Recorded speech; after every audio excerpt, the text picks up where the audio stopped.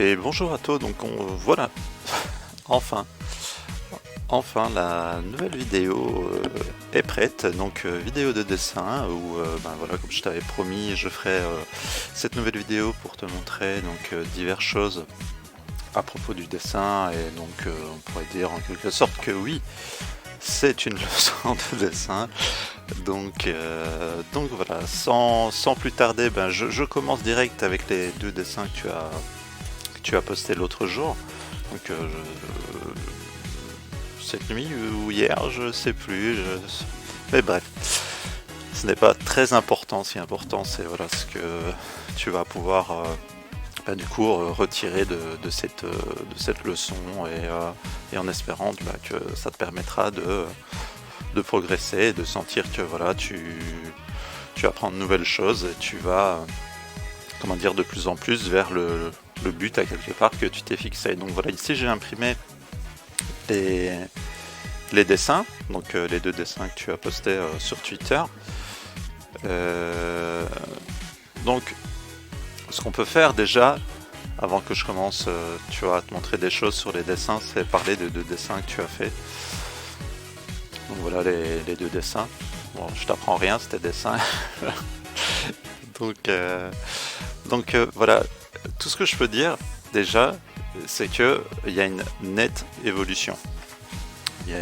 Pour moi, je trouve qu'il y a une nette évolution. Alors c'est certain, en soi, on pourrait dire c'est pas ce qu'il y a de plus juste, mais en même temps, ce qui n'est pas juste peut être une forme de style.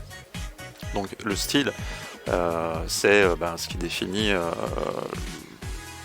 tout bêtement le style d'un artiste. Donc on le reconnaît à son style. Et en fait, ça peut être recherché par certains artistes d'avoir justement un style qui paraît faux, donc faussé. Et tout ça, ça mérite des recherches, de longues recherches. Et donc ici, il y a des choses très intéressantes dedans. Et pour prolonger en fait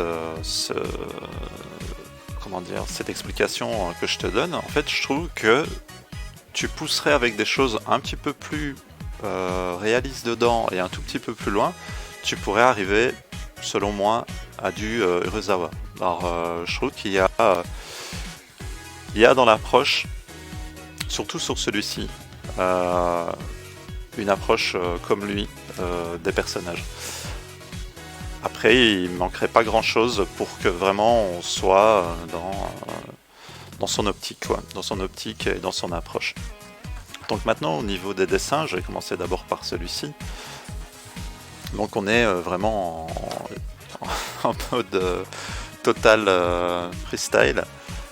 Alors j'ai pas préparé, ou du moins un petit peu, dans mon esprit, j'ai pas écrit quoi que ce soit au préalable.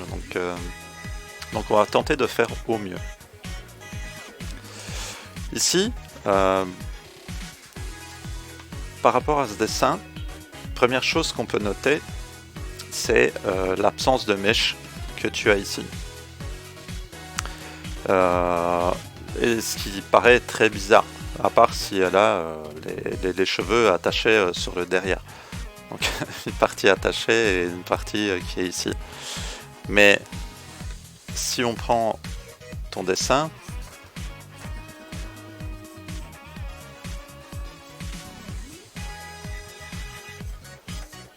on devrait avoir des mèches ici apparentes.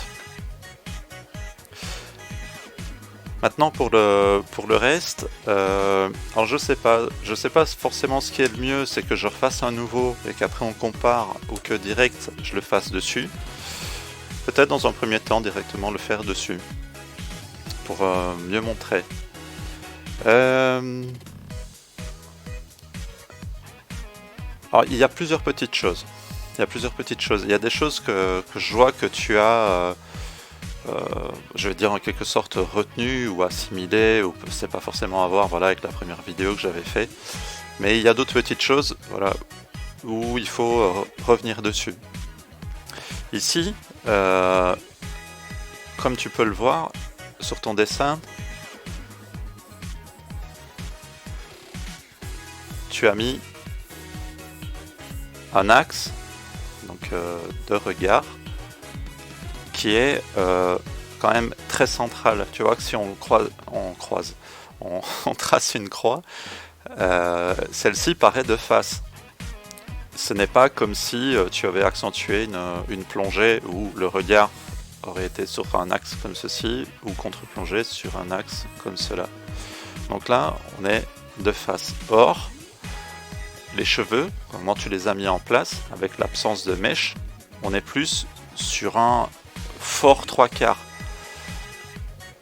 Donc tu vois, tu marques bien ici ta perspective du crâne, puisqu'on a toute cette surface apparente, pardon, et celle-ci qui l'est moins. Donc là, on est sur un 3/4, et pourtant, l'intérieur de ton visage, on est sur un face. Ça veut dire que l'écart de tes éléments, tu vois, est quasiment identique dans la croix qu'on a placée. En fait, pour casser tout cela, donc soit tu pars sur on va dire un 3/4 mais qui est plus face qu'un 3/4, et pour donner cette impression de 3/4 mais qui va plus vers un face, comme là tu l'as fait pour le visage, il aurait fallu que tu bombes ici, tu mettes tes mèches et amoindrir ici.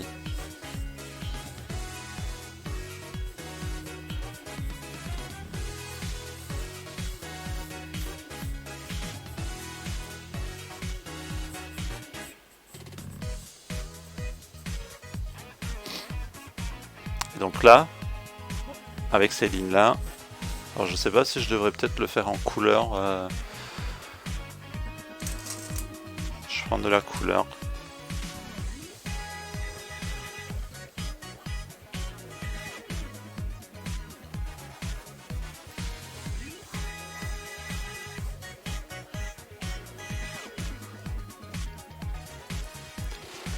Donc là, tu vois, on aurait été sur un face qui va légèrement sur le 3/4. Maintenant, l'inverse, si on garde ta courbe de cheveux comme elle est là, il aurait fallu déplacer tes éléments intérieurs de visage pour que ça donne cette impression de 3/4 sur l'entièreté de ton visage, et non cette impression qu'elle est de face. Donc pour ça, il aurait fallu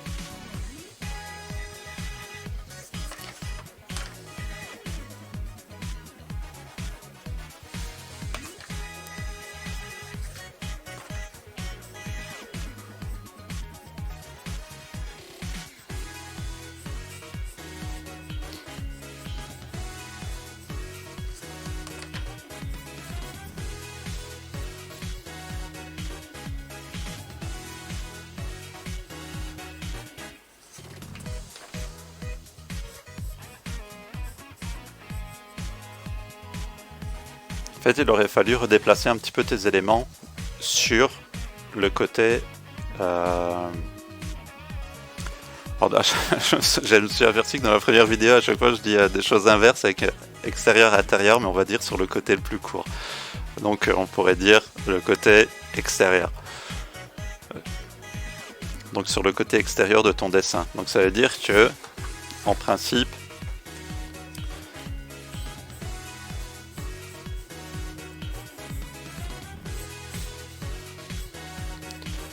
quand tu as un visage, tu traces ton axe, tac, et tu vois que cette partie-ci est beaucoup plus courte que celle-là. Donc ça veut dire que lorsque tu construis, et ce que je t'avais expliqué la fois passée, tu vois, c'est que de cette jonction, en fait, dans ta croix, tu peux faire partir ton nez, même si tu dessines pas toute la ligne. Tac, tu mets ta narine, et en fait, pour placer tes yeux, là, tu fais ton premier œil, tu vois, avec sa taille normale, et celui-ci va être légèrement compressé. Pourquoi? Parce que tu as une perspective sur ton volume. Donc ça veut dire que c'est la même forme, mais stretché, scalé. Donc là, on n'est pas exactement sur sur le 3/4 que tu voulais mettre, mais c'est pour t'expliquer comment ça fonctionne. Puis après, ben, du coup, tu as ta bouche, quoi. Ta bouche, les cheveux.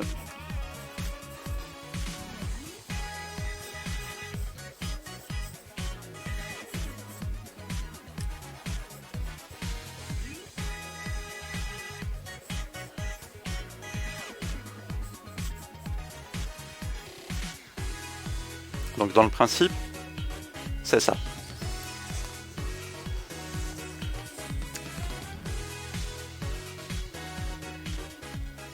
Maintenant, attends.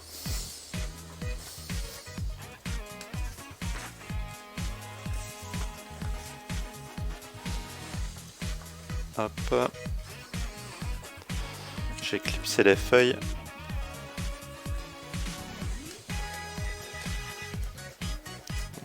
Mon clips ne clipse plus. On prendra un autre. On est quasi en live là, pas de montage. Donc voilà. Je vais essayer de reprendre ton dessin et voir ce qu'on aurait pu faire avec. Vraiment de reprendre étape par étape et comme ça voir ensemble ça aurait pu être amélioré. Bien sûr sans aucune prétention. Je veux dire, d'autres personnes ne te donneront pas forcément exactement les mêmes conseils que les miens et c'est à toi de prendre ce que tu juges opportun et important. Donc la première chose, tu vois, c'est la forme de visage. Après ça peut être une définition du style que tu veux mettre en place. Mais en soi, sur un visage, tu vas toujours avoir le marquage des joues, menton, et ici ce creux, tu vois, où tu vas avoir les yeux qui vont se placer dans ce creux, donc au niveau de ce creux de visage. C'est une stylisation, pardon, qu'on va revoir partout. Dans pratiquement tous les styles qu'il y a, tu vas avoir ça, quoi. Donc ça c'est la première chose. Hop. Et comme je t'avais montré, tu vois, quand t'es pas obligé de le dessiner, mais de garder à l'esprit que tes personnages ont un crâne. Donc ça te permet de mieux placer tes cheveux par la suite. Ensuite, le cou.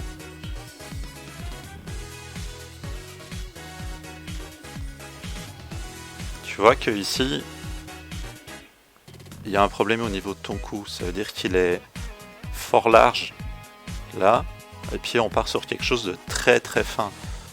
Or, un cou, c'est mieux de le placer, comment dire, presque sur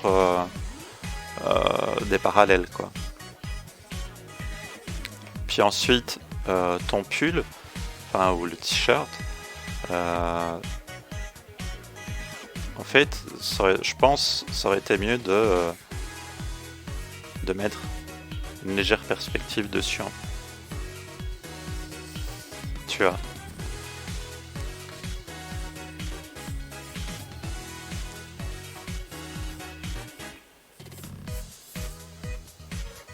Et ici, tu peux marquer une petite ligne, tu vois, qui marque un petit peu de l'ossature, quoi.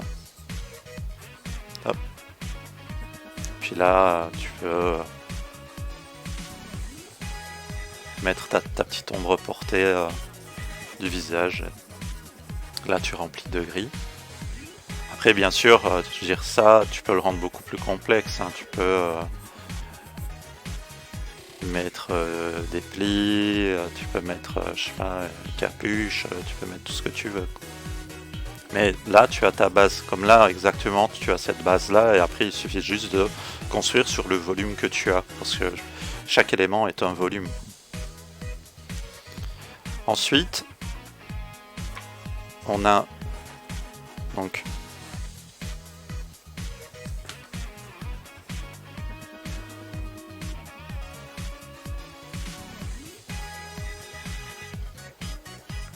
notre nez,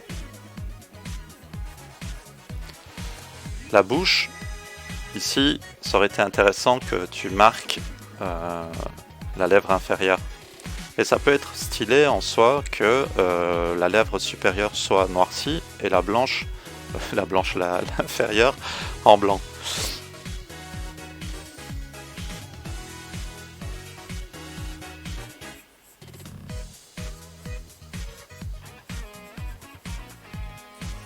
Hop.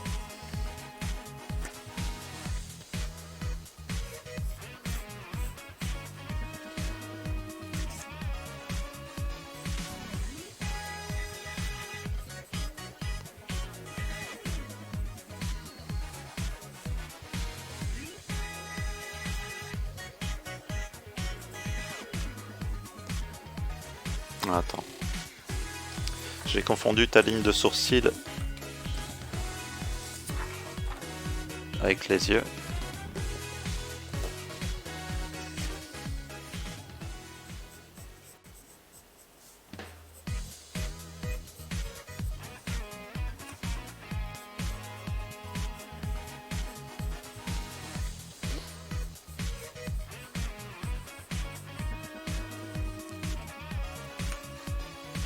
Et donc là, je te l'avais expliqué sur le chat, tu vois, le petit chat qu'on avait redessiné de Persona, enfin que tu avais dessiné et sur lequel j'ai fait des retouches. En fait, c'est très important, c'est l'axe du regard. Là, tu vois que tu as un regard, si on prend juste celui-ci, tu as l'impression qu'elle regarde, non pas vers nous dans les yeux, mais vers le bas, donc elle pourrait regarder notre torse. Or, celui-ci, on a vraiment l'impression qu'il nous regarde, qu'il nous fixe. Je sais pas si tu vois cette différence. Et le regard, comme je te l'avais dit, en fait, c'est ce qui a vraiment de plus important. C'est-à-dire quand tu places tes sphères où tu vas avoir tes pupilles, c'est de trouver un bon axe qui fait que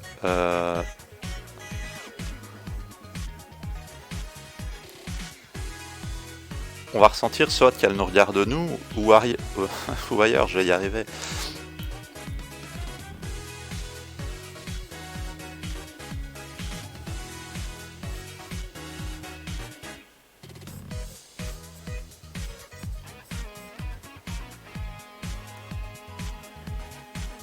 Donc tu vois ici,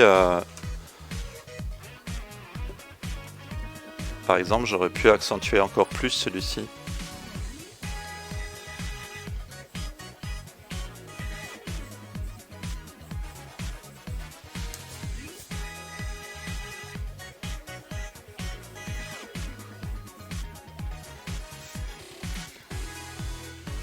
Et donc là, on a un regard qui, comment dire, qui va plus ou moins dans les mêmes directions et qui du coup amène une expression. Vraiment, voilà, un ressenti d'émotion qu'on veut faire passer par le regard du personnage, car encore une fois, c'est vraiment ce qu'il y a de plus important. Après, tu gardes à l'esprit que ton personnage a une oreille. Donc, si là on garde à l'esprit qu'elle a une oreille, hop, tu peux très bien faire passer une mèche devant l'oreille et faire passer les autres cheveux derrière. Donc pareil ici. Hop.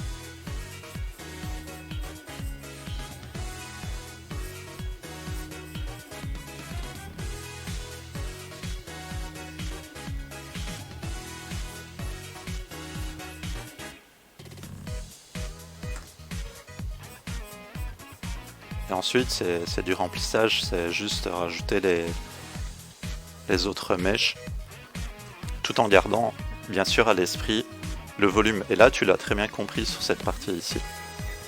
Là, tu l'as très bien compris. Et après, ben, il y a tout ce que je t'ai expliqué auparavant avec le volume de crâne.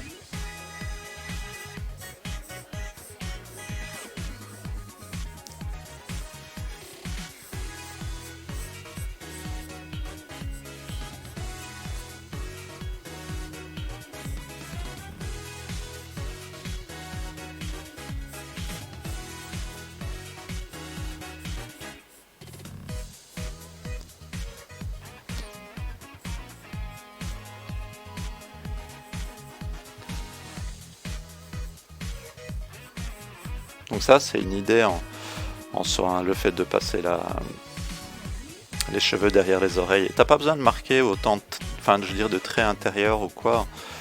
Si tu vois ton personnage en, comment dire, en masse de noir, je veux dire, tout ça, il suffit que ce soit mis, tu vois, en noir, et il n'y a pas besoin de commencer à chipoter, à marquer le fait que ça passe derrière les cheveux, derrière l'oreille, décidément.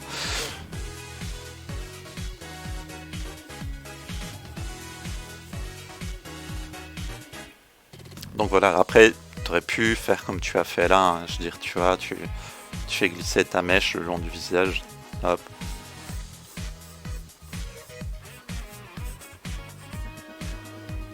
Et du coup, on oublie l'oreille. Maintenant, autre chose, pour ici, tu vois, le haut des yeux, en fait, dans les mangas, dans le style manga, tu vas souvent avoir un trait beaucoup plus épais ici. Donc en fait, ils vont styliser tous les cils, enfin tous non, mais en tout cas une partie sur l'extérieur, pour bien montrer que voilà, c'est une fille, quoi. Au cas où si on n'aurait pas compris.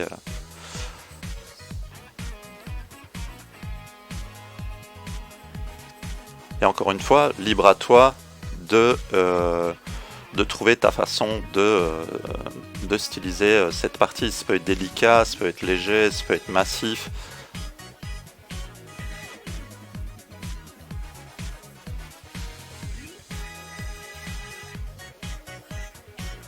Mais en tout cas, ça, sur le haut, doit toujours être plus épais que la partie du bas, ce qui est normal. Après, tu as toutes les fioritures, c'est de, par exemple, mettre une ombre sur le nez, comme tu as fait sur l'autre dessin. Tu vois, ici. Hop. Tu as ça, tu as le remplissage des yeux, donc ça peut être, tu vois, noir, ça peut être des lignes. Qu'est-ce qu'on a? T'as des petits détails manga, tu vois, c'est le fait de passer des petits traits comme ça, tac tac. Tout de suite, ça habille le visage. Ça habille le visage. Donc ici, on a un dessin qui est légèrement déformé avec la caméra. Donc je pense si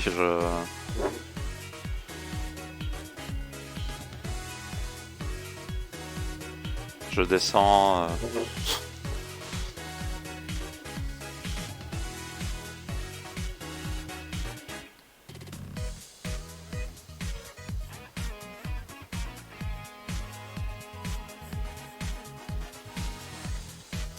Et après, je veux dire, t'as tout le travail de l'expression, quoi. Je veux dire, là, tu vois, t'as des sourcils neutres.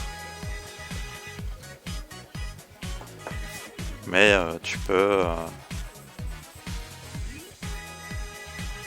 en les baissant sur les yeux, donc juste en les descendant,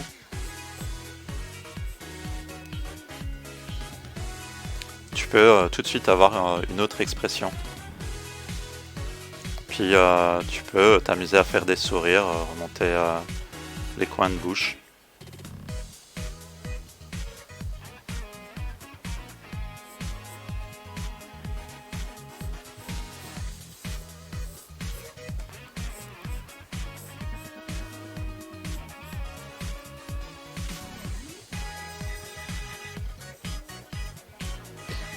Voilà.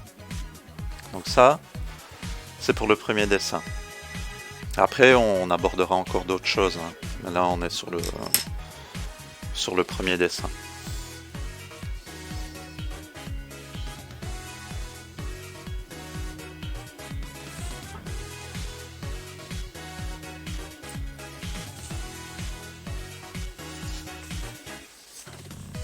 Dans soi, il n'y avait pas grand chose à en dire, parce qu'il y avait déjà de très bonnes choses dedans. T'as retenu même la highlight dans les yeux, tu vois, qui donne vie au regard et tout ça, ce que j'avais expliqué la fois passée.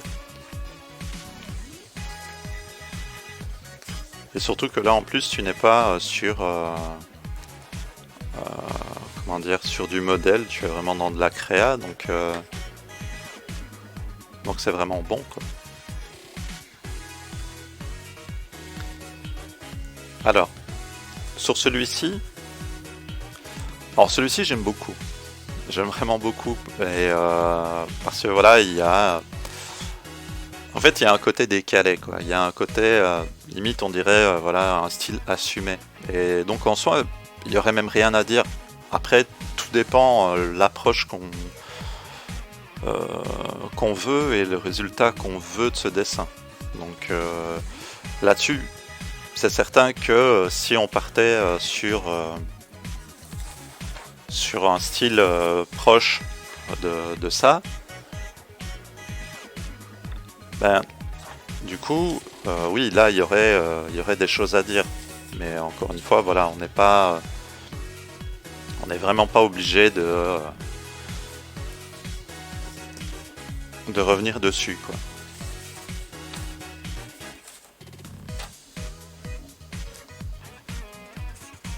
Mais on va le faire quand même.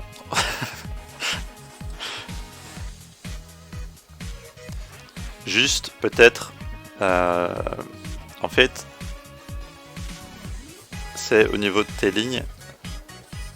Tu vois, ici, on voit bien qu'en bas, tu avais marqué, tu as une forme triangulaire. C'est que si tu pars sur des designs comme ça, c'est de vraiment garder à l'esprit certaines choses.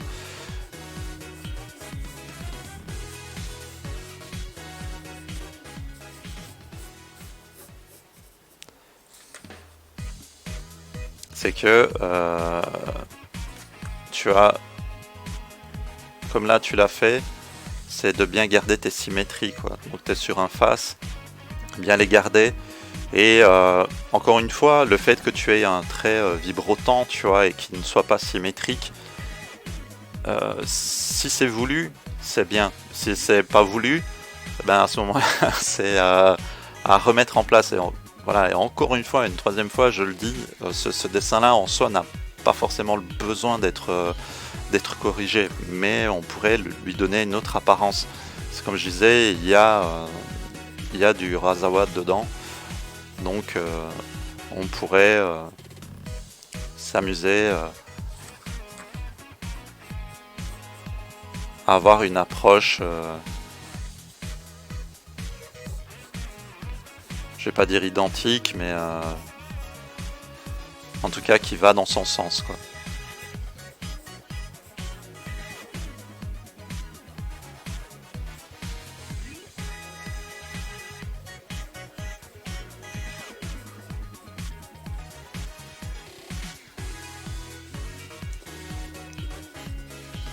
Voilà, le nez est pas top.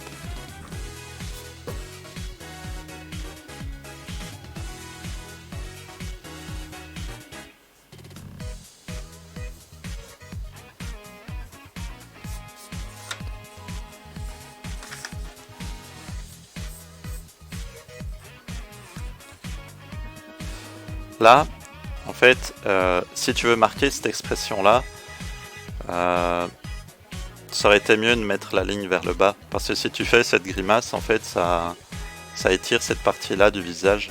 Tu vois, ça part du nez et ça tire ici. Alors tu peux marquer une là, mais il faut que tu marques celle sur le bas aussi, quoi. Tu vois, comme ça.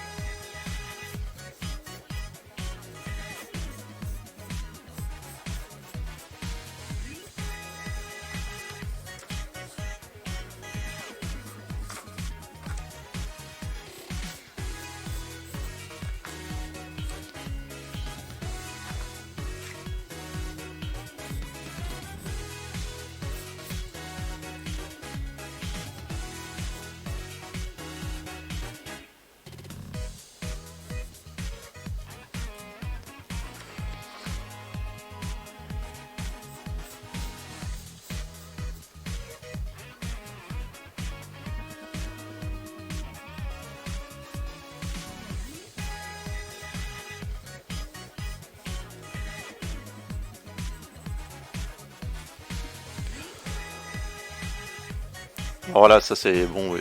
C'est une expression que là je fais qui est pas forcément similaire à la tienne, mais c'est pour te montrer que sur les sourcils, comment tu vas placer les sourcils tout de suite, ça va donner l'expression de ton visage. C'est-à-dire que là, si on les enlève à nouveau, pourtant on garde à l'esprit ce que je viens de mettre, et bien tout de suite tu peux vraiment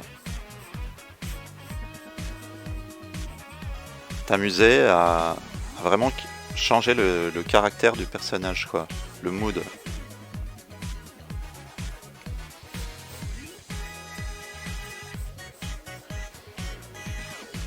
Hop.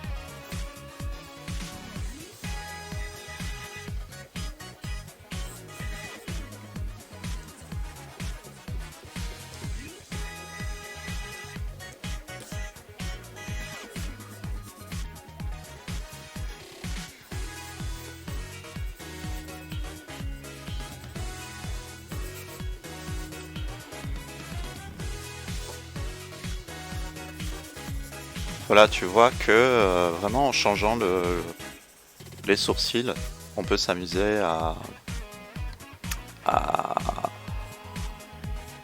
amener une expression différente à notre personnage. Donc là, pareil, t'aurais fait ça. Hop. Mais c'est bien déjà que tu mettes en place des expressions et que tu essayes de te lancer là-dedans. C'est super chouette. Donc voilà, ça montre que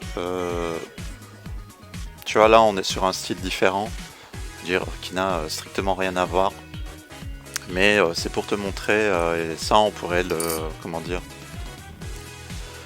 le détourner en des milliers de styles différents, quoi. Parce que si on s'amusait à ancrer ce dessin, on pourrait du coup l'ancrer à la plume et s'amuser à faire du Urasawa style.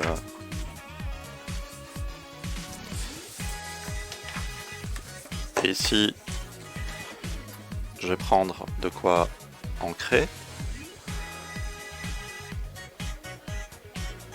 Hop.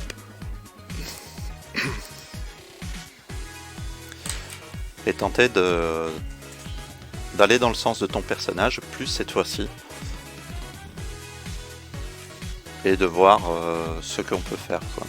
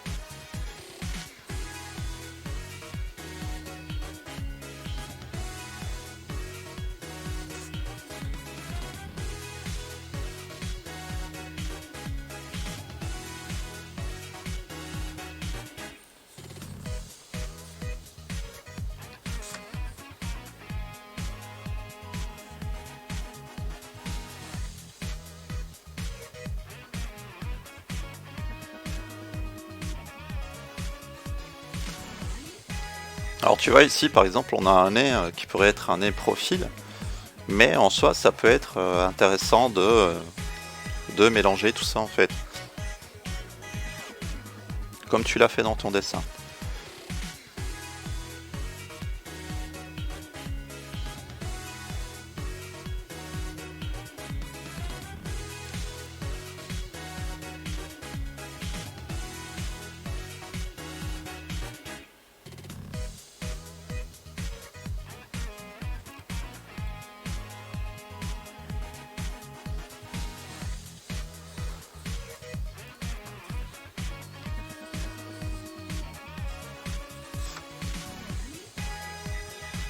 Et tu vois, ici par exemple, pour les yeux, tu aurais même pu faire les yeux dans l'autre sens, quoi. Pour donner un côté blasé au perso, quoi.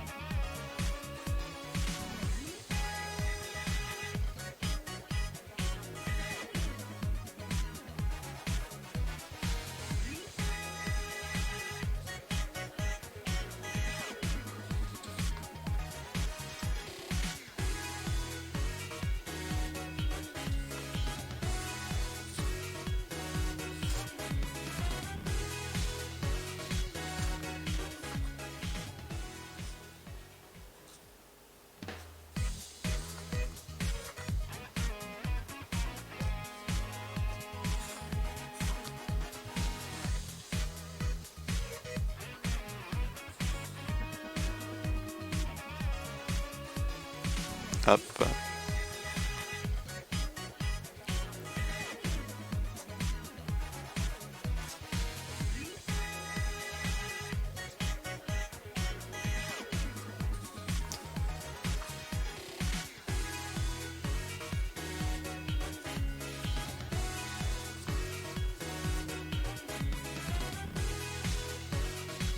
Alors tu vois, c'est du vite fait, mais ça montre que un dessin, on peut vraiment lui donner 1000 approches différentes, quoi.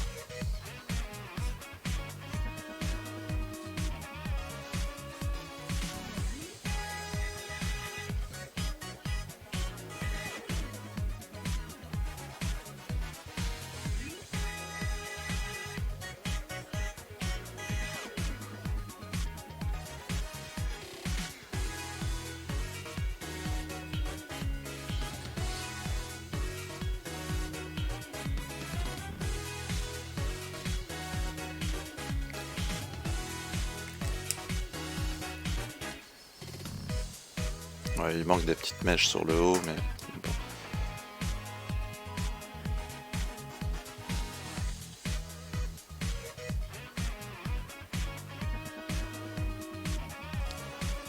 On a compris. Je pense que tu as compris voilà, où je voulais en venir. Donc voilà, ça c'est des petites choses. C'est des petites choses, tout ça. Maintenant,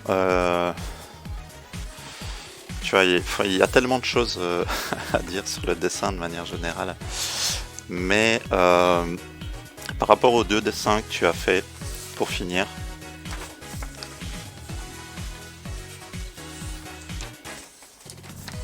je te l'ai dit, ils sont très bien. Ils sont très bien et pour moi il y a une nette évolution. Maintenant, il faut parler un petit peu de matériel. Alors beaucoup de gens vont te dire le matériel c'est important, d'autres vont te dire c'est pas important. Moi, je fais partie de ceux et des rares qui pensent que oui, en effet, le matériel c'est pas forcément ce qu'il y a de plus important, mais ce que l'on va faire et pratiquer chaque jour qui va nous permettre d'évoluer. Donc c'est pas forcément notre matériel, c'est pas parce que tu vas acheter tout le matériel du monde que tu seras bon à la fin et donc voilà, il faut pas rentrer dans l'excès, dans l'achat compulsif de matos, mais je pense qu'il y a quand même des choses qui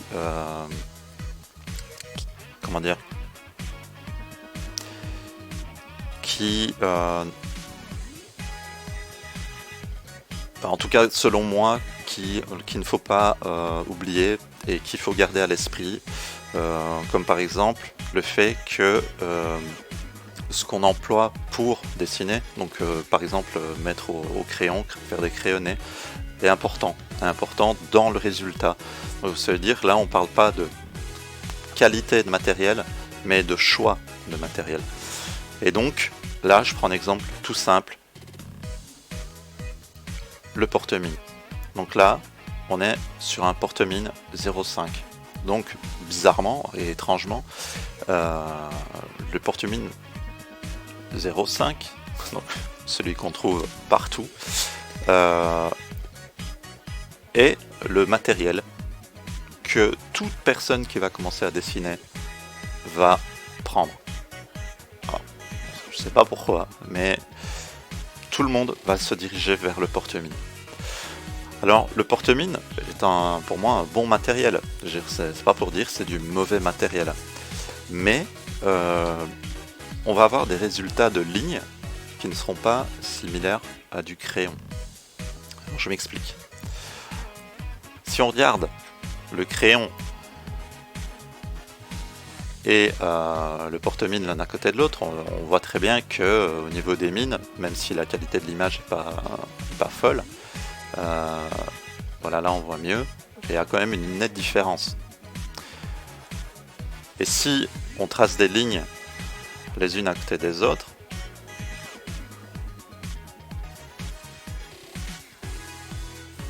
en appuyant, on voit que j'ai des variantes d'épaisseur sur mon crayon beaucoup plus importantes que sur mon porte-mine.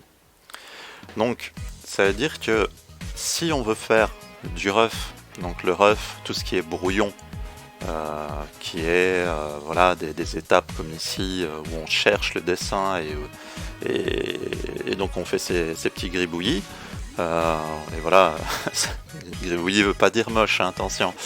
Donc on fait ces recherches graphiques. Le porte-mine pour moi sera pas forcément adapté. Alors certaines personnes qui sont très à l'aise avec vous diront que mais si, alors le porte-mine c'est génial. Sauf que ces personnes aujourd'hui maîtrisent leur dessin et le dessin, donc pour eux il est facile de tout de suite passer à l'étape porte-mine. Et moi je vous invite, et toi je t'invite aussi du coup à top, parce que voilà, il y aura peut-être d'autres personnes qui regarderont, mais d'utiliser un crayon. Car le crayon, vous allez pouvoir vraiment faire des variantes d'épaisseur.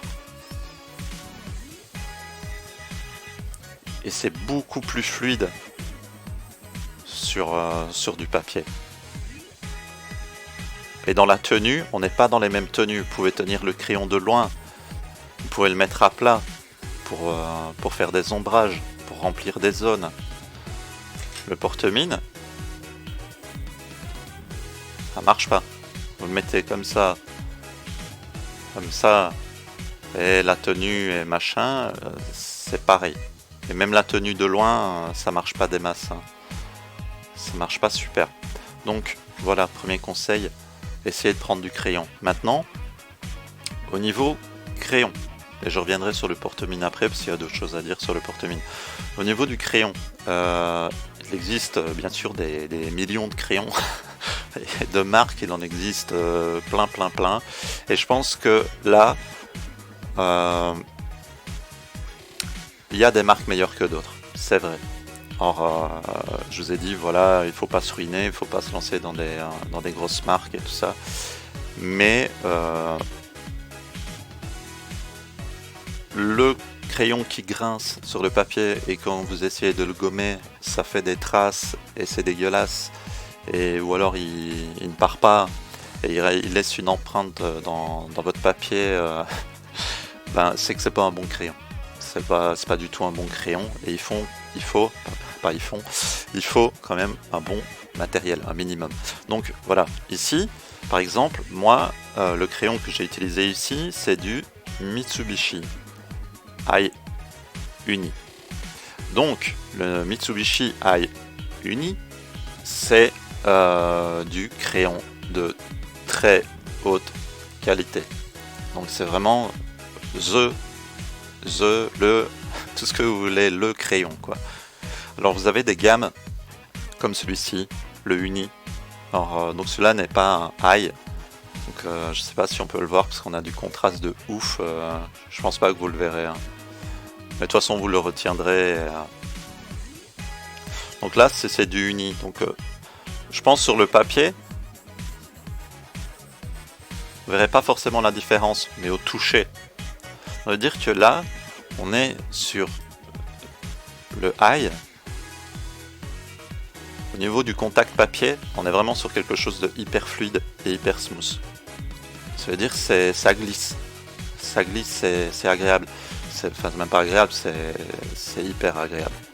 Et là, on est déjà sur un petit peu quelque chose de grattant. Donc, c'est le uni de base, donc qui est un tout petit peu moins cher. Donc là, il faut savoir que le High Uni en soi, et je vais vous étonner, c'est que c'est pas aussi cher que des crayons Staedtler et autres crayons que vous pourrez trouver dans les magasins spécialisés, quoi.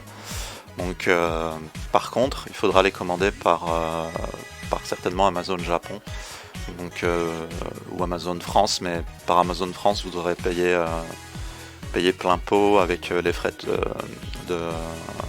comment dire, les taxes et compagnie, frais d'envoi et tout ça. Donc on est sur du entre 16 et 20 euros, et des fois il y a des promos, quoi. 16 et 20 euros. Et il faut vous dire que 16-20 euros pour des boîtes de 12 crayons, c'est un prix correct. C'est un prix correct, sachant que les autres marques font des prix plus ou moins similaires.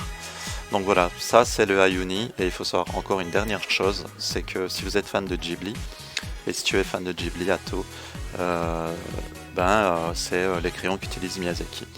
Donc voilà, il n'utilise pas de la proute, il utilise du bon crayon. Et sinon, vous avez, est-ce que je l'ai ici? Oui, il est là. Donc utilisé aussi par Miyazaki, qui est pas un crayon non plus foufou. Comment dire foufou dans les prix, hein, parce que la sensation sur papier vaut pour moi bien mieux que tout ce que vous trouverez ici en France. C'est le mono. Donc il se distingue par sa couleur noire et au bout ce côté blanc avec le petit liseré doré, donc mono. Donc ici moi c'est du Tombow, donc Tombow mono. Vous tapez crayon mono, vous trouverez. Mais donc voilà, ça c'est les deux marques japonaises que j'ai au niveau crayon. Et là on est sur des prix un petit peu moins chers que du Uni. Et au niveau trait, c'est juste hyper plaisant, quoi. C'est vraiment hyper plaisant. Et tous les crayons que j'ai ici, donc 2B, Miyazaki lui conseille 2B, 3B. Donc voilà, si ça vous intéresse, vous êtes fan et que vous ne saviez pas. Donc lui conseille essentiellement les crayons unis. Donc 2B, 3B. Et il utilise aussi des monos. Donc voilà. Si Atto ça t'intéresse, tu peux check ça. Donc pour les porte-mines, je reviens sur les porte-mines. Les porte-mines, il faut savoir que ici, le porte-mine va plus être utilisé pour du clean. Donc le clean, ça va être du clean d'anime, du clean de planche BD et tout un tas d'autres choses comme ça. Bien sûr, on peut cleaner aussi avec un crayon, mais il faudra aller à la taille et tailler le crayon assez souvent pour avoir une mine parfaite. Aujourd'hui, on a des nouvelles technologies qui permettent d'avoir des porte-mines aussi qui, alors le mécanisme exact, pour bien l'expliquer, ça va être chaud, mais en gros, il y a un système à l'intérieur qui te permet d'avoir toujours une pointe au bout du porte-mine. Donc système, je pense qu'il a vu le jour au Japon, si je dis pas de bêtises. Et donc j'ai pas testé, je sais pas ce que ça vaut, je sais pas si c'est vraiment super chouette et que ça change la vie.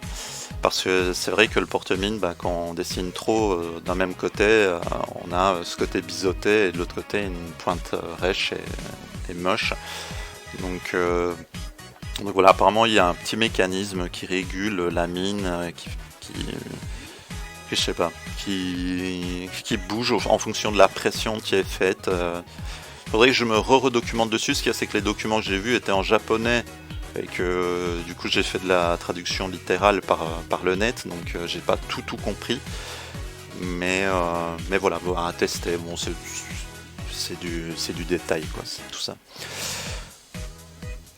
Maintenant, je reviens sur le crayon pour expliquer autre chose. Et ça, je pense, ça pourra t'aider, Atto. Je vais retourner la feuille. En fait, bien souvent, quand on commence à dessiner, on se dit, mais qu'est-ce que je vais faire? Qu'est-ce que je vais dessiner? Tiens, j'ai pas d'idée. Et on est là, on attend et on sait pas. En fait, ce que j'invite à faire, c'est de vraiment dessiner des formes sur le papier. Dessiner des formes, ne pas se prendre la tête et de laisser la main voyager et le cerveau ne pas trop se poser de questions. Pourquoi? Parce que ça va amener la main déjà à se délier, donc ça veut dire à être moins crispé, et c'est très important dans le dessin de ne pas être crispé. Les seuls moments où vous allez être crispé, entre guillemets, c'est lors de phases d'ancrage ou de phases de clean. C'est-à-dire que dans ces moments-là, en fait, on ralentit la respiration, limite en la bloquant, je dis bien limite, voilà, pas décéder en mourant, mais on ralentit la respiration afin d'avoir un contrôle sur sa ligne. C'est-à-dire d'arriver à faire des lignes. Si là je me pose et je fais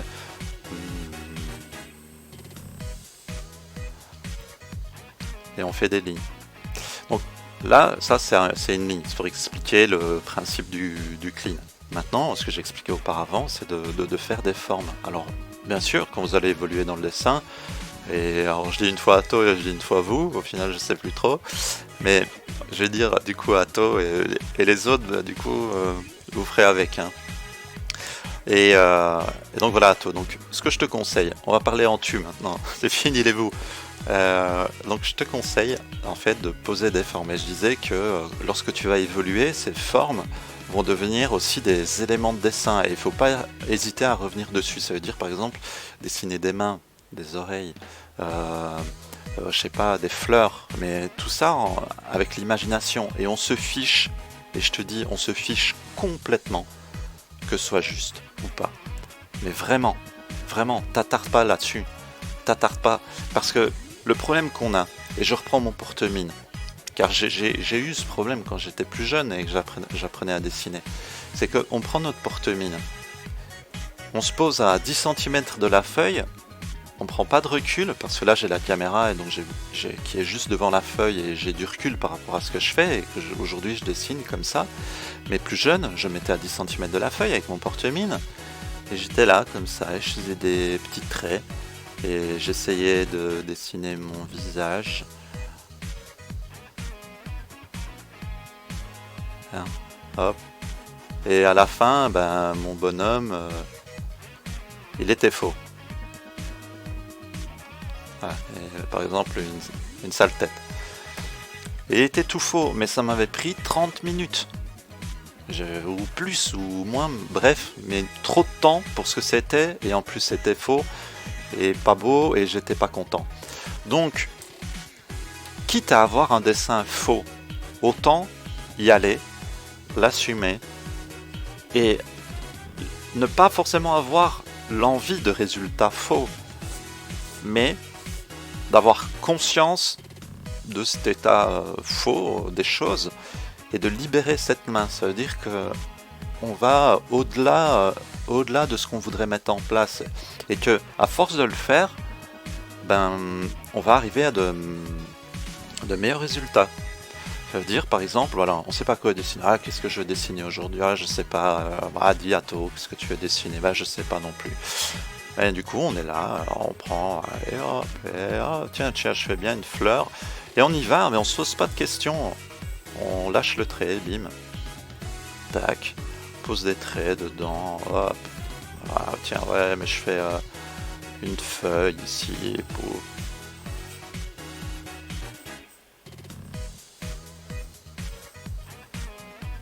Voilà, paf, on met des petits traits, on met des matières, on s'amuse. On s'amuse et on lâche le truc. C'est beau, pas beau, c'est pas grave. Et des fois on va trouver un truc mais qui est magnifique dans ce qu'on a fait. Il faut pas avoir peur des mots. On peut être fier de ce qu'on fait. Et pourtant, le truc, il a été posé en 5 secondes. Et on voudrait le refaire au propre, on n'aura pas cette même spontanéité, parce que c'est ça qu'il faut que tu gardes à l'esprit en fait. C'est que la spontanéité d'un trait amène de bien plus belles choses et de satisfaction que quelque chose qui est mis au propre. En fait, maîtriser le propre est quelque chose de très complexe. Alors c'est vrai qu'aujourd'hui le PC aide beaucoup à ça, ça veut dire que là, on peut vectoriser du trait, on peut le mettre au propre très facilement, voilà, avec tout un tas de logiciels, mais rendre des choses propres, ancrées ou non, même juste au crayon propre, c'est très complexe, très complexe. Donc pour revenir à ce que je disais au départ, se lâcher, c'est pareil, je veux dire, moi ça m'arrive, j'ai des feuilles et je suis là.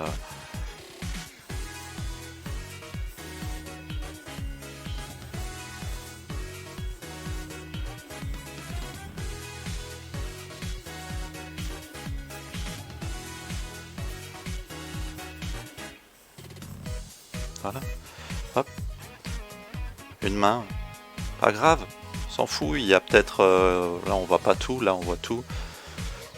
Il y a des faussetés dedans, c'est pas grave, il manque des jointures, on s'en fiche. En fait, ça permet de délier cette main jusqu'au moment où, en fait, on va avoir des idées et on va mettre des choses en place. Après, on peut faire encore d'autres approches. Ça veut dire que on peut faire des formes. Alors, je sais pas.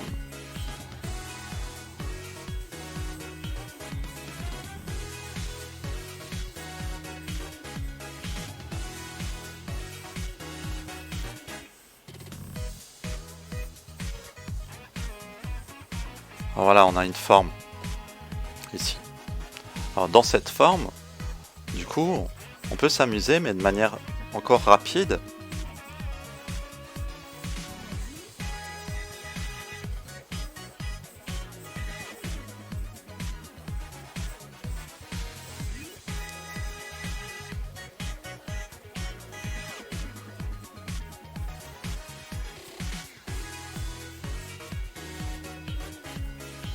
À mettre en place une bestiole, par exemple. Et vous voyez, et je recommence avec le vous, et tu vois, Atto, sérieux, genre, et tu vois, Atto, du coup, ben, en fait, là, tu as des épaisseurs de traits différentes. Tu as des variantes d'épaisseur. Alors, on voit pas bien, je vais essayer de réincliner la feuille. On a des épaisseurs de traits, et ça, c'est super chouette. C'est le porte-mine ne pourra pas amener tout ça.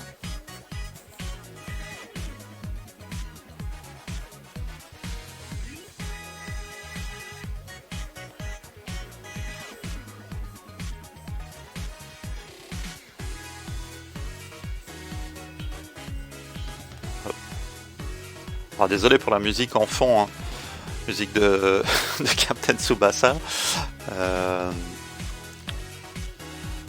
Mais voilà, bon, c'est une musique que j'aime bien. Alors, du coup, j'ai mis ça. J'aurais pu mettre autre chose ou rien, mais rien, ça aurait été un peu tristoun. Donc voilà, et ça, en fait, lâcher sa main, laisser aller les choses, et des fleurs, des feuilles, c'est beau, c'est limite sensuel en fait le rapport qu'on peut avoir sur le papier en dessinant ces choses-là, parce que ce sont des éléments naturels. Et donc on peut vraiment s'amuser à dessiner des choses un peu cassées, avec les nervures dedans. On peut s'amuser à dessiner, je sais pas, des branches, essayer de rendre l'impression de bois en fait sur nos dessins, essayer de comprendre comment ça va et lâcher la main en fait.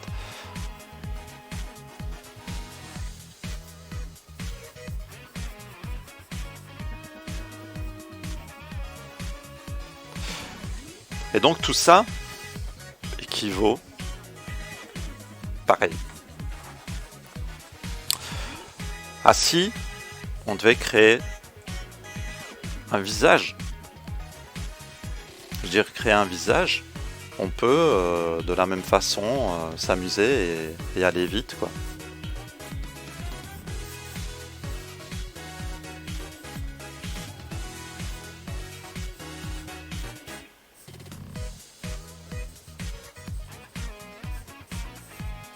s'en fiche, que c'est pas faux, c'est pas vrai, pas bon, quoi. On s'en fout.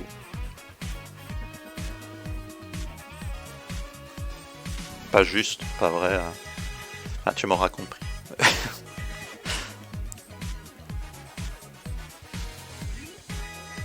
Donc ça, c'est pour un visage. Hop. Et, et c'est pareil, si, je sais pas,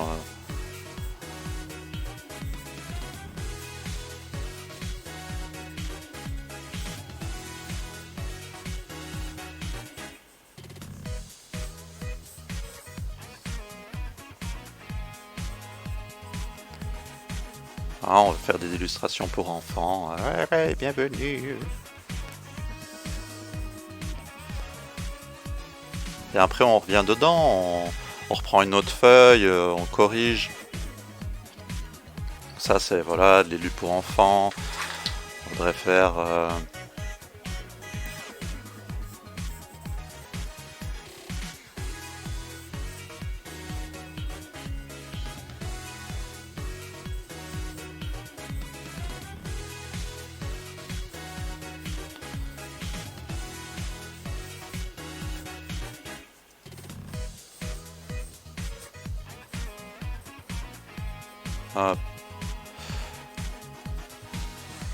Des fois, même de dessiner des posings qui sont pas forcément naturels. Ça peut amener des choses chouettes aussi.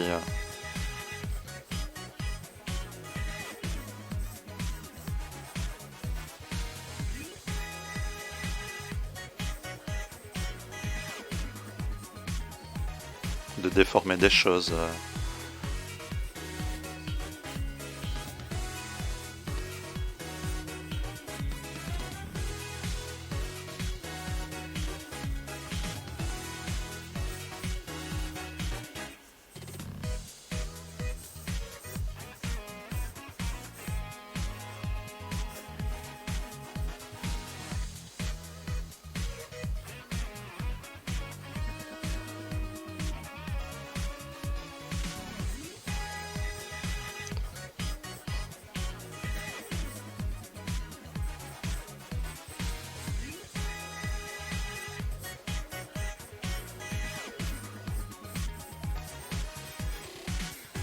En fait, tout ça, c'est vraiment important à garder à l'esprit. C'est que on peut créer des choses en ayant son crayon qui décolle pratiquement mais jamais de notre feuille. Alors ça demande de l'entraînement, je veux dire, c'est pas tout de suite, voilà, ça se fait pouf pouf. Mais ça peut amener à un déblocage complet. Et donc du coup à de nouvelles approches.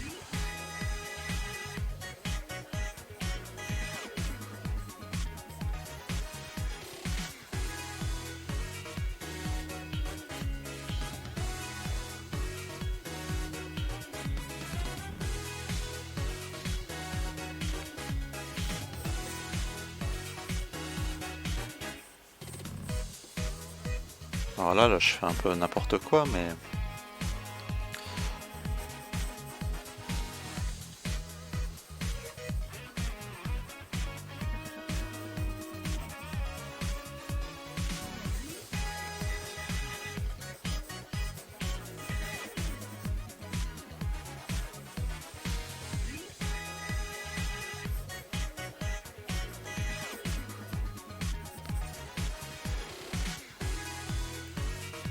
Voilà.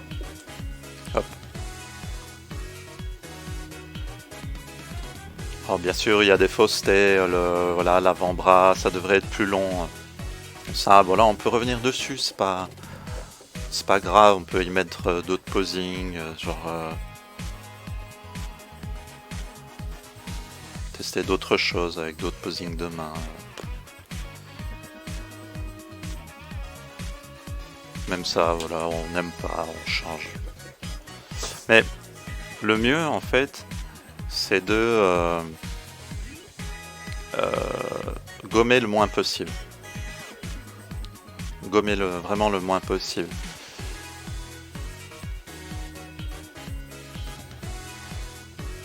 C'est de vraiment arriver voilà, on n'est pas content, ben on recommence le truc. Alors c'est mieux. Parce que gommer, après on rentre dans des choses où on passe 15 ans dessus et puis on n'est pas forcément satisfait du résultat. Donc c'est mieux de mettre ça de côté, limite d'y revenir un autre jour ou de le refaire à côté. Mais après voilà, on peut gommer. Hein. Je dis pas qu'il faut pas, faut pas gommer du tout, mais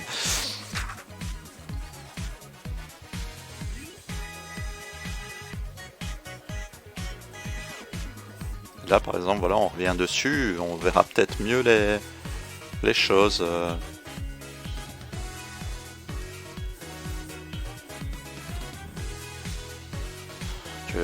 Que là, ça mériterait plus de volume au niveau de ses poils, les oreilles, qu'elles soient mieux placées.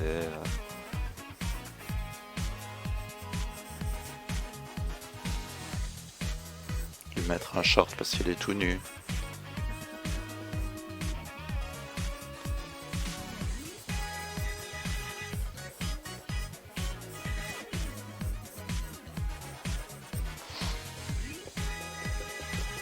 Là, bien sûr, on peut gommer les éléments qu'on n'aime pas. Hein.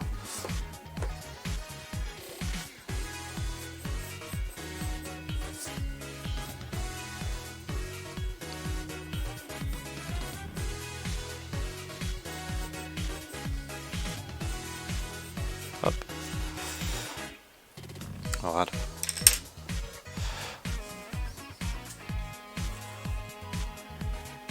Ouais, parce que les dessins sont tous un petit peu déformés avec la enfin avec la perspective. Là, la bouche serait mieux ici, par exemple. Voilà.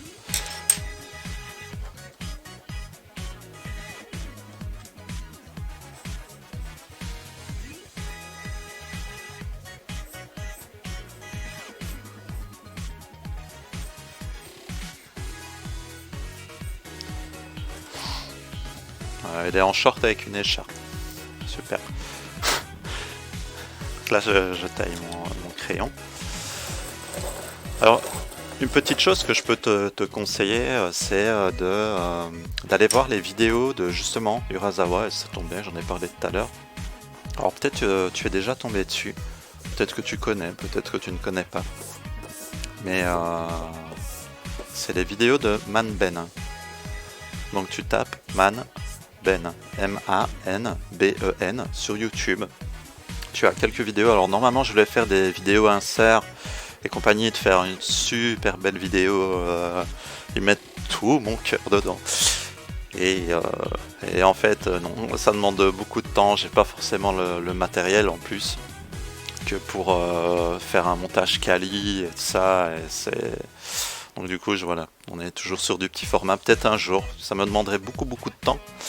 Donc voyant qu'en plus tu voulais faire un live très prochainement de dessin, je me suis dit bon, voilà, pas trop le temps, on va faire quelque chose enregistré en direct, enfin en direct, tu m'as compris quoi, enregistré sur le vif, et du coup montrer un maximum de choses. Mais voilà, donc Man-Ben en fait, parce que je m'écarte à chaque fois, c'est l'âge, en fait c'est Urasawa qui va rendre visite à d'autres auteurs japonais. Donc dans un premier temps il va rendre visite pour dire bonjour, et dans un second temps ils vont placer des caméras pendant je sais plus si c'est 1 ou 3 jours, mais bref c'est pas très important, enfin il place des caméras chez l'auteur. Urasawa lui du coup n'est plus chez l'auteur fait sa vie d'auteur, et donc on voit tout le process de dessin de l'auteur.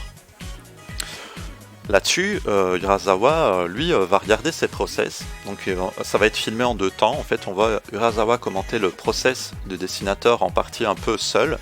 Et puis après, l'auteur va rejoindre Urasawa pour une sorte de compte-rendu, ou de compte-rendu d'analyse du style de l'auteur.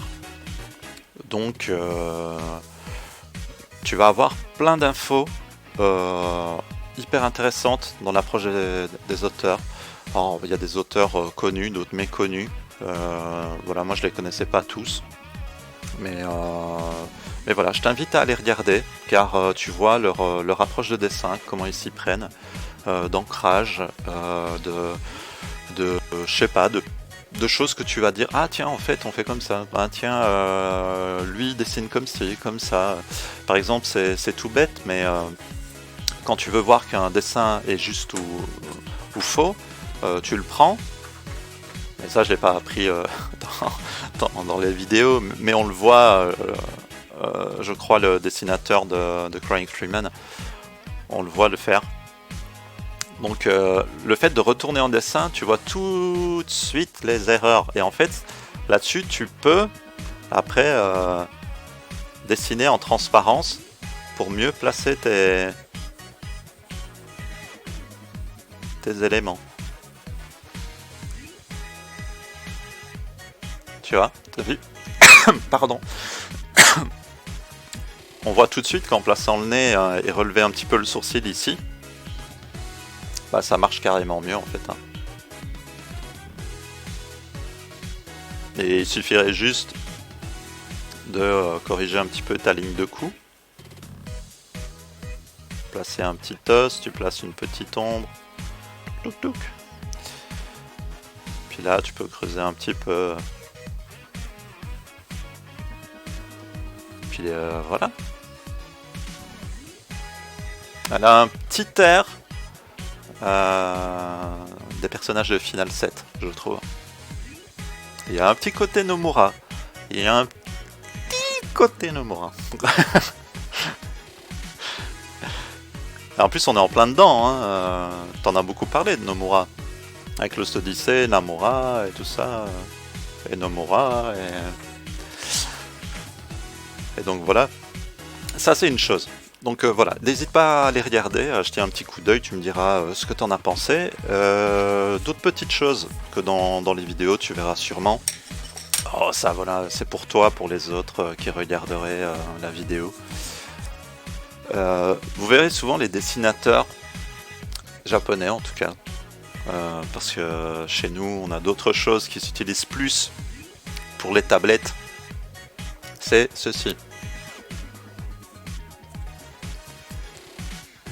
Donc ça, c'est pour les tablettes. Ça permet d'avoir, comment dire, un confort au niveau du dessin et d'avoir cette sensation de mieux glisser sur la tablette,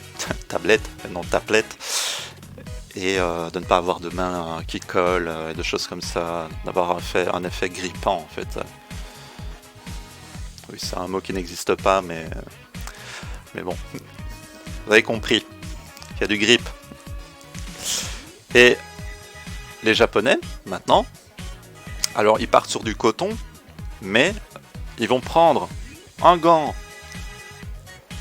à la con. Donc là, c'est un gant à 1 euro. Alors, il y a l'autre aussi. Hein. Donc c'est vraiment des gants pas chers.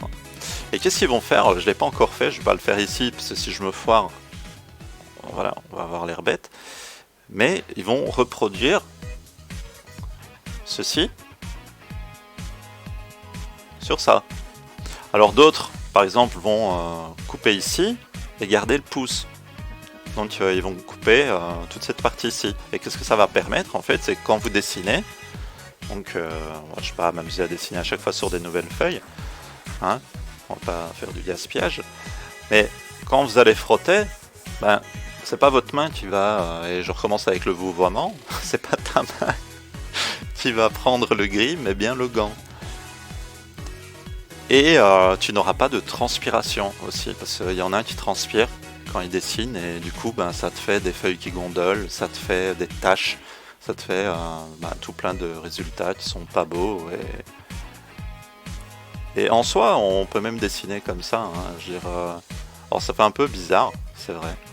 Il y a une épaisseur, mais on peut même partir sur des choses comme ça, quoi. Donc voilà, il y a l'épaisseur du gant, quoi.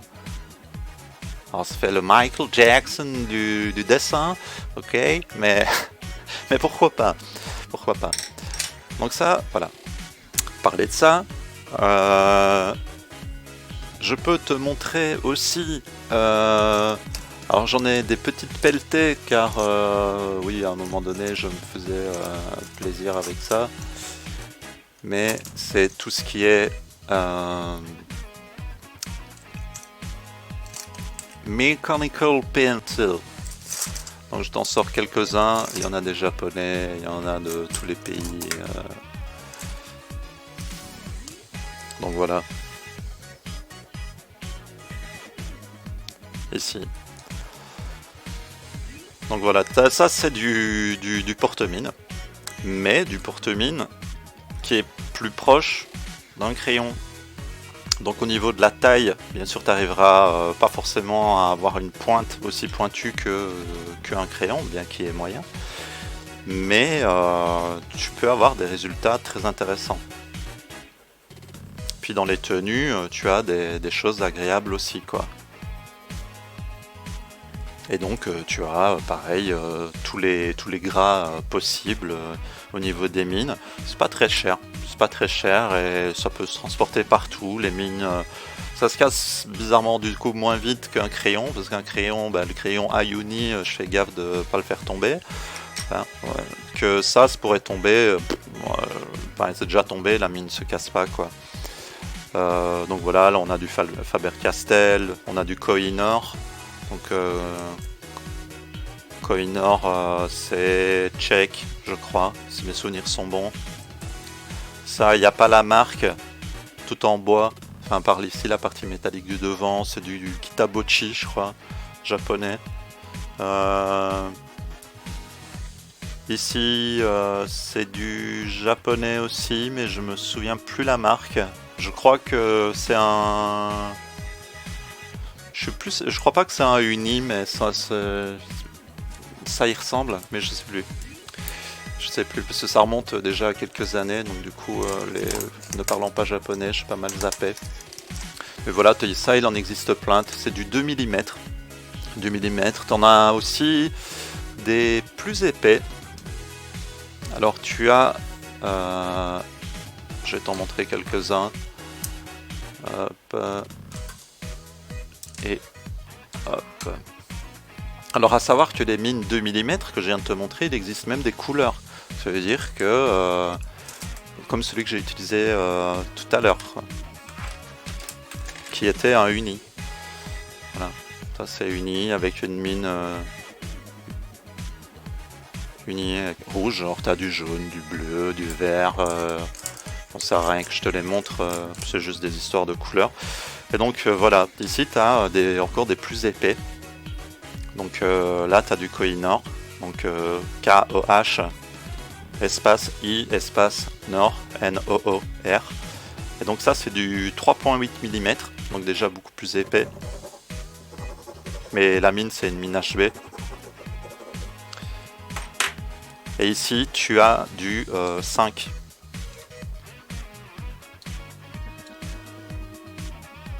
Et donc tu as du bleu, du sépia et de la graphite. Donc c'est intéressant de dessiner avec ça. C'est en fait, vu que tu as un trait épais, tu t'attardes pas sur les détails. Tu mets vraiment tes lignes, quoi. Tes lignes, tu poses tes lignes de dynamique dans tes dessins. Et comme je t'avais expliqué dans l'autre vidéo, les dynamiques dans les posings, on pourra toujours y revenir dans une autre vidéo. Donc voilà, ça c'est un peu le matériel, je vais dire, de base au niveau crayon. Dans une autre vidéo, et je t'en avais parlé par message, le temps que je sorte tout ça sans tout faire tomber, en fait on pourra parler de l'ancrage,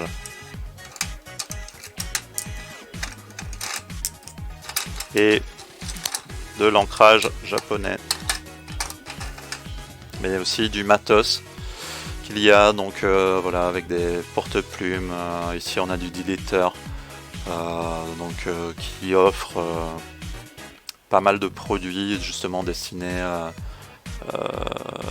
aux personnes qui veulent apprendre. le manga. Donc tu as du papier, tu as de la trame, tu as des porte-plumes, de l'encre. Tout est pas forcément de super bonne qualité, mais bon, c'est des prix abordables. Donc ici on a du Tachikawa, donc c'est le porte-plume. Ils font de la mine aussi, de la plume. On vient de parler de crayon, du coup je suis toujours sur les mines. Et donc tu vois qu'ici on a différents types de plumes. On a les G-Pen, les Marupen, les Saiji, etc. Donc tout ça je pourrais du coup en parler dans une prochaine vidéo et montrer du coup comment est-ce qu'on traite une plume quand on l'achète, parce que si tu mets de l'encre directement dessus et que tu essayes d'ancrer, ça marche pas. Donc qu'est-ce qu'il faut faire pour que ça marche? Donc tout ça on pourra le voir ensemble, comment appréhender l'ancrage avec la plume, comment ancrer avec d'autres matériaux, que ce soit des feutres et autres. Parce que même dans les feutres il existe pas mal de choses. Alors j'avoue je suis un petit peu sans me lancer des fleurs, mais la caverne d'Alibaba de matos, et j'aime le matos de dessin. J'aime ça, c'est quelque chose que j'aime avoir, que j'aime checker sur le net et ailleurs en magasin, tout ça. Donc là on a du Kuretake, donc des marqueurs pinceaux. Donc ça te permet d'ancrer et tu as une recharge à l'intérieur. Quand il est mort, il est mort. Mais tu peux vraiment avoir des rendus très intéressants avec. Il existe de deux tailles. Donc celle-là c'est la plus large. Et là tu as... Ah non, c'est la large aussi. Il est là. Non, c'est aussi un large. Le voilà. Ça c'est la plus petite quoi. Et donc pour de l'ancrage et tout ça c'est très chouette. Donc t'as ça. Puis après on a vu celui que j'ai utilisé tout à l'heure. Voilà, c'est aussi du japonais qui vient du Japon, celui-là. Tu vas avoir, sans que je fasse tout tomber, où est-ce qu'ils sont? Je crois qu'il est là. Je sais plus si j'ai mis une cartouche à l'intérieur. Donc là tu vas avoir vraiment un produit grosse qualité quoi. Donc là tu peux y mettre des recharges. Faut compter. Donc là tu vois l'épaisseur c'est vraiment là on est vraiment sur du bout de pinceau quoi. Alors ça va autant utiliser pour la calligraphie que pour l'ancrage. Et les recharges, tu as des cartouches quoi du coup. Les cartouches sont propres, je vais pas dire à chaque modèle, mais tu as des modèles qui utilisent un certain type de cartouche. Donc tu vois ici on a des SKI 200 et tu vas avoir sur d'autres, sur le Pentel, je sais pas si je l'ai à portée de main. Hop, le voilà. Je pense qu'on est sur un autre type de cartouche. Donc tu vois ici c'est vraiment en bois avec des petits kanji dessus. Bon, après tu peux choisir différents modèles. Donc ça c'est un Pentel, mon vieux Pentel. Tu vois qui marche moyennement bien. Il est tellement vieux, genre il a 20 ans. Pardon. Un petit Roland de midi. Et donc tu vois ici on est sur de la cartouche Pentel FP10. Et l'autre c'est propre je crois à la marque du marqueur pinceau quoi. Donc t'as voilà du Pentel, t'en as encore un autre ici qui est super beau, super agréable. Et donc tout ça je l'utilise dans des petits carnets. Tu vois lui il a pas servi pendant beaucoup de temps du coup pareil il a du mal à ancrer. Donc tout ça on pourrait voir ensemble, on pourrait voir aussi hop, je pense que voilà, ici c'est des pinceaux pour peindre, on pourrait voir pour peindre aussi, c'est des pinceaux où tu mets de l'eau à l'intérieur et que tu peux voyager avec. Donc tu as des petites boîtes d'aquarelle qui existent où tu peux les mettre à l'intérieur, tu mets de l'eau donc hop, tu déclipses, tu presses pour faire descendre l'eau jusqu'à la pointe, tu mets la couleur et puis tu peins. Bon, après il faut les nettoyer en rentrant parce que voilà, pour les nettoyer, ça aussi j'expliquerai comment bien nettoyer des pinceaux. Mais c'est super pratique. Là c'est de la marque Kuretake. Après bon, que tu aies une marque japonaise ou même une marque comment dire banale, c'est kiff en soi. On pourra parler aussi, vu qu'on a vu Lost Odyssey de Takehiko Inoue, avec quoi il encre. En fait, je vais y arriver, je cogne dans la caméra, pardon. C'est les Menso Brush. Donc en voilà ici d'une autre marque, la Kuretake encore.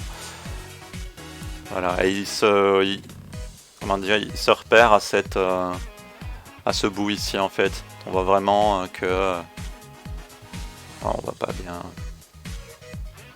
Beaucoup de contraste sur l'image. Je vais pas commencer à chipoter, sinon je vais tout faire planter. Hop. Et donc lui, il encre avec ça. À la base sur Slam Dunk, il était avec une plume. Puis après, il est passé au pinceau. D'ailleurs, voilà, je t'invite à aller regarder aussi si ce n'est pas déjà fait. Tu as de vieilles vidéos de Takehiko Inoue. Tu as des vidéos où, comment dire, juste il dessine, sans parler, d'autres où il parle, avec un mec qui fait du beatbox, apparemment un champion de beatbox japonais, où ils parlent de leur vie respective, mais surtout axé sur Inoue, parce qu'on voit Inoue dessiner. Tu as aussi la vidéo donc de l'émission professionnelle. Donc c'est des émissions au Japon en fait qui parlent d'entrepreneurs, de gens qui ont réussi certaines choses. Et tu en as une sur Inoue. Attends, mais si je dis pas de bêtises, j'espère que c'est une professionnelle. Je sais que t'en as sur Suzuki, t'en as une sur Urasawa.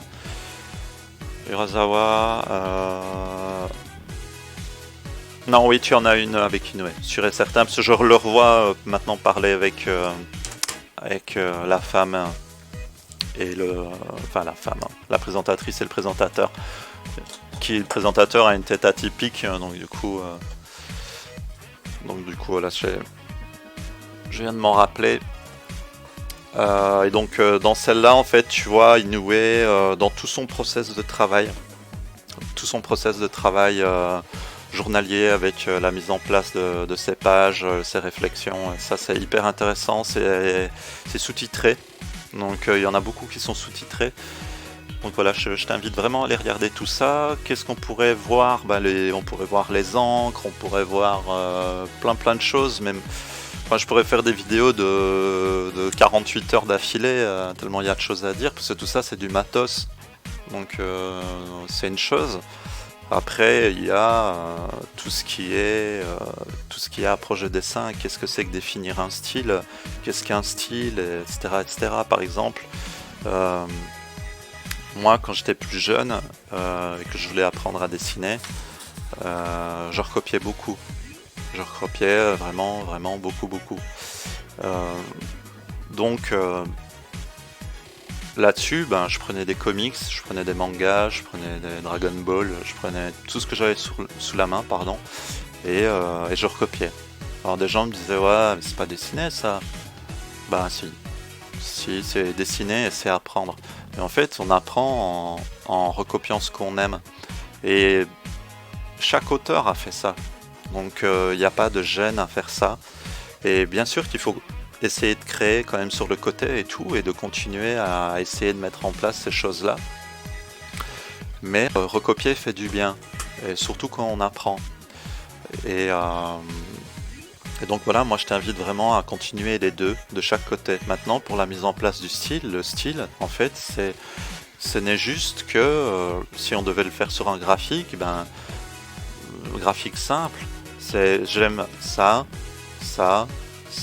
tel auteur, tel univers, tel machin, et toutes ces choses qu'on aime, qu'on va un temps recopier, lire, regarder, recopier, etc., etc., vont faire que là, sur une échelle, on a notre niveau de dessin, donc elles vont impacter à des moments clés en fait. Et ces moments clés vont être des progressions, quoi, tout simplement. Et toutes ces choses, elles évoluent. Je veux dire, quand j'avais 15 ans, j'étais fan de certaines choses qu'aujourd'hui, c'est pas forcément les mêmes. Ou je les approche d'une manière différente.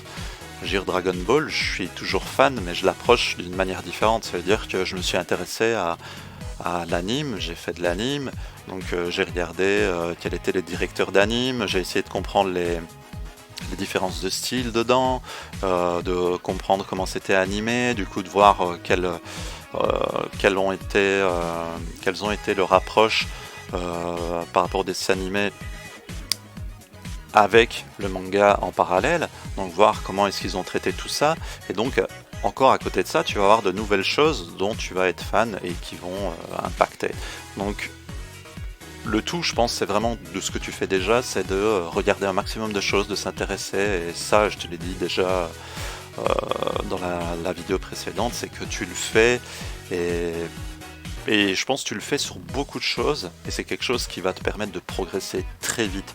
Car l'approche que tu as dans la musique, dans le jeu, que ce soit de manière de jouer ou même ton envie de créer des jeux, c'est vraiment, voilà, je pense que c'est une qualité. C'est une qualité et les gens qui écoutent cette vidéo, Atto, je pense, oui, là-dessus, a vraiment à prendre en exemple le fait de s'intéresser à beaucoup de choses et c'est avoir une ouverture d'esprit en fait et s'intéresser aux choses. Il faut pas se dire que voilà, je vais apprendre à dessiner et je reste dans mon coin et ma méthode est la meilleure et le reste je m'en fiche. Non. Et je parle en connaissance de cause, c'est que plus jeune, j'ai eu des réactions comme ça. J'ai eu des réactions où je m'isolais beaucoup et je m'intéressais pas au reste. C'est-à-dire, j'aimais ce que j'aimais et le reste, c'était de la merde. C'était de la merde, mais j'étais jeune, j'étais un gamin, donc j'avais quoi, 14 ans. Donc c'est vraiment très important de s'ouvrir aux choses et de se dire, ah ben tiens, il y a telle méthode, il y a telle technique, il y a tel site, et ça, nana, papapaki, papo. Et de visiter ces choses-là en fait, d'explorer, d'apprendre. Parce que, en fait, là par exemple, j'ai montré la plume. Certains vont dire, ouais, c'est archaïque la plume.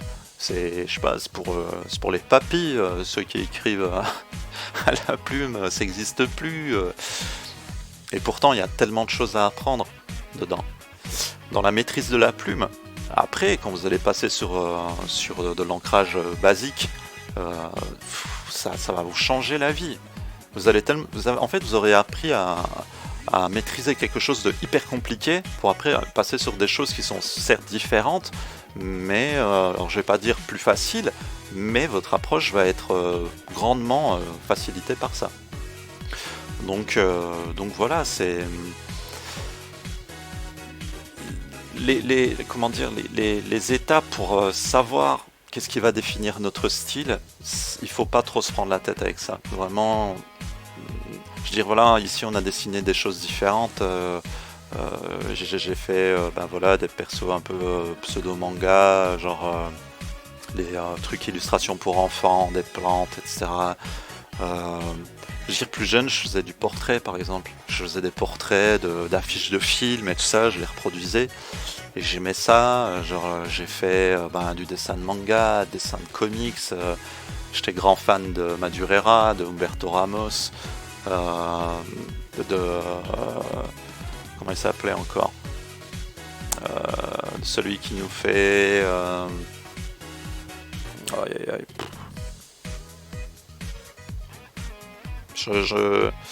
oui, il y avait Michael Turner de Witchblade et l'autre comment ça s'appelle, celui avec le monstre avec plein de bestioles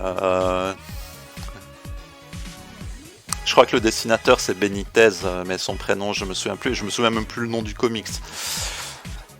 J'étais fan en plus, mais j'étais jeune, du coup je me souviens plus. Witchblade et Et vous l'avez, mais bon, bref. L'important c'est que vous voyez de quoi je parle. L'important c'est pas ma mémoire défaillante. Mais en plus je vais passer après parce qu'il y en a un dans la bibliothèque. Je vais faire, ah ouais c'est vrai, c'est ça. Facepalm. Ça ressemble à un truc comme Darksider ou je sais plus, un truc dans le genre, Dark Bidule ou je sais pas quoi. Ah ça m'énerve. Mais bref. Voilà, donc ici je te conseille vraiment de continuer sur cette lancée là, de pas te prendre la tête. Vraiment continuer à t'amuser à créer et comme on a vu tout à l'heure, de lâcher ta main, d'essayer des choses, de recopier aussi, ça fait du bien de recopier, faut pas être gêné de recopier, il faut recopier. Et donc voilà, je pense que c'est une vidéo de 1h40, c'est vrai on aurait pu voir énormément de choses encore, et il y a énormément de choses à voir, parce que le dessin c'est complexe, mais en même temps tellement kiffant. C'est une grande aventure, quoi. C'est une grande aventure personnelle et en même temps où on est à l'écoute des autres, de ce qui nous entoure. C'est comme ça qu'on apprend le plus et le mieux. Donc voilà. Donc voilà, je pense que ça va être tout doucement la fin de cette vidéo. Voilà, c'était Monsieur Gentil. Monsieur Gentil sur YouTube.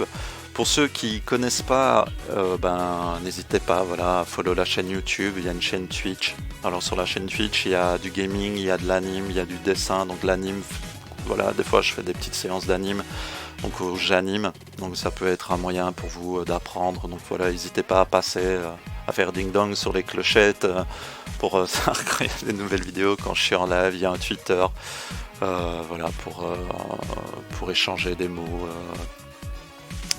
ou même tout simplement savoir ce que je fais, aussi un live qui se lance et de ça. Donc voilà, n'hésitez pas si ça vous a plu, on va y arriver. Alors le track non pas de début de vidéo mais de fin de vidéo, et puis vous voyez, n'hésitez pas, petit commentaire sous la vidéo, un petit pouce, un petit quelque chose, histoire au moins que je sache que voilà, ça a fait plaisir à certains. Et puis pour toi, To, je te souhaite le meilleur. Voilà, on a déjà parlé quelques fois en message, c'était super chouette. J'espère qu'on aura l'occasion du coup de partager plus souvent des discussions. Moi je suis chaud, soit par écrit ou que c'est un jour en vocal. Partager voilà, des expériences. Comme je te l'ai dit, voilà, moi j'ai bourlingué. Ce sera vraiment grand plaisir, avec un grand plaisir, et puis du coup de continuer aussi voilà, à l'occasion de te donner des conseils, partager des choses, ou même des découvertes artistiques, de bouquins et autres choses. Je pense que dans les choses que je sais ou que j'ai, tout ça, il y a des choses qui pourraient peut-être voilà, t'intéresser ou te dire ah ouais trop bien. Et je sais plus ce que je voulais dire en conclusion. je sais plus, c'est peut-être la faim qui me gagne, parce que je n'ai pas encore mangé. Et voilà.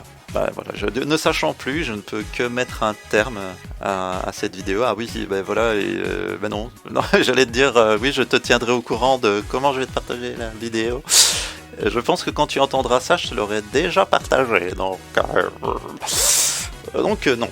Ça, je vais pas le dire, mais je l'ai dit quand même, hein. Donc voilà, ça fera sourire tout le monde. Et voilà. On se laisse là-dessus, je vous fais des bisous, bisous à To, on se voit très bientôt pour de nouvelles vidéos, que ce soit de dessin ou de franches rigolades sur du jeu vidéo avec du doublage et de la déconne. Pas toujours, il y a des fois je m'énerve sur des jeux aussi. Mais voilà, je vous fais des bisous, portez-vous bien et on se voit très très vite en espérant vraiment que cette vidéo aura pu t'aider. Je suis parti un petit peu dans tous les sens. Pour être sérieux 2 secondes, je suis parti un petit peu dans tous les sens. Mais voilà, encore une fois, il y a tellement de choses à aborder. Et puis même quand je vois que tu aimes l'anime et tout, qui sait donner des petites notions d'anime ou de mise en scène. Et puis puis je reviens sur ce que je t'avais dit la fois passée. Pourquoi pas lancer un projet aussi? pourquoi pas. Ouais, je suis là, je suis dispo, je te l'ai dit, hein, je te le redis. Moi je suis dispo, tu veux lancer un jeu, je veux dire, il y a des choses, c'est sûr, que je connais pas. Non, je sais pas coder. J'ai jamais vraiment touché, j'ai touché un petit peu Game Maker, justement suite à tes vidéos, j'avais fait un petit jeu, bon un petit jeu bidon avec un vaisseau, machin, le truc qu'on trouve, le tuto sur internet. Mais pourquoi pas essayer du pixel art, j'en ai jamais fait non plus, mais j'ai essayé sur Game Maker, j'avais fait un petit Kirby et des trucs comme ça, c'était pas très complexe, après ça reste de l'anime, donc essayer ou ça ou autre chose. Donc voilà. Donc voilà, si jamais tu étais tenté, n'hésite pas, n'hésite pas, parce que des fois je t'envoie un petit message et je sais que t'es tellement occupé que bah du coup voilà, tu réponds pas tout de suite et ça je t'en veux pas, c'est normal. Moi aussi quand j'étais bah, du coup sur des prods, il y a plein de choses que je zappais. Donc voilà, n'hésite pas, fais-moi un coucou, dis-moi quoi, des bisous, et là on se dit pour de vrai, à bientôt. Ciao les amis, bisous.